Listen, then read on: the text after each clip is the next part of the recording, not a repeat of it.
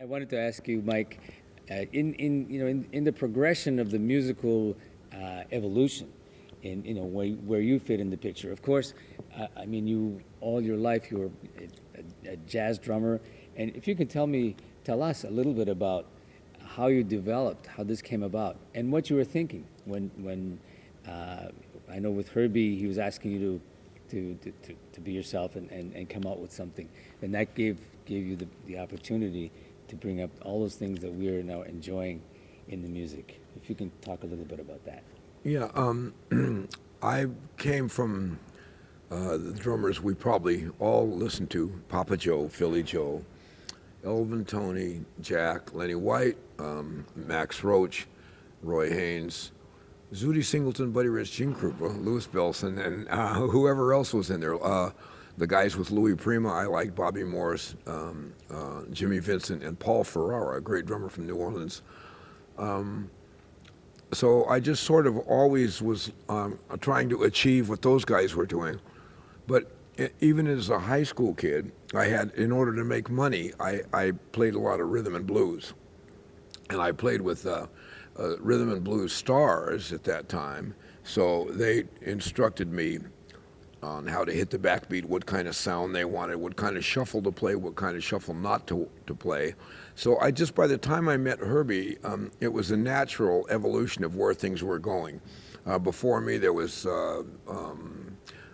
Clyde Stubblefield, Jabbo, Bernard Purdy, and these guys that were bringing drums in the funk situation to the forefront, as Elvin and Tony did. They were doing something different, and I was listening hard. I was listening carefully. And so I just threw that into a big gumbo pot of stew, and that's what I did with Herbie. All of those influencers are there. Like jazz drummers will listen to it and say, "I hear you coming from Roy Haynes," and funk drummers will listen to it and say, "Well, I hear you coming from Clyde," and all of that's true. Right. Mike, in this concept, what we now call linear drumming, linear concept, that's what we call it now, and obviously you were a major inspiration in this. What were you thinking? What was the thought process while you were developing this?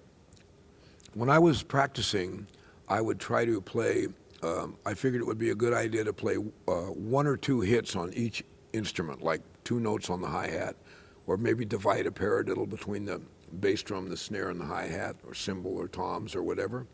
And then I started goofing around with that, and I started adding on doubles, singles, triplets, a lot of the Elvin Jones kind of stuff I would just put on the hi-hat, snare, and bass drum, and it sounded like funk when you know what I mean? And so that's kind of what happened. But also, Paul Jackson played acoustic bass in those days, and he brought over to my house an electric bass, and it sat in the music room for a year. And one day he took it out of the case and played exactly the way he plays now. And I remember the first thing I said was, "If you're going to play bass like that, you should play guitar."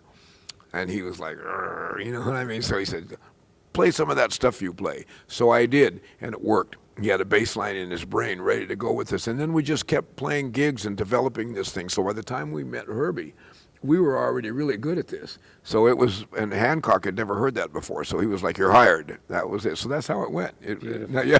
Nice, nice.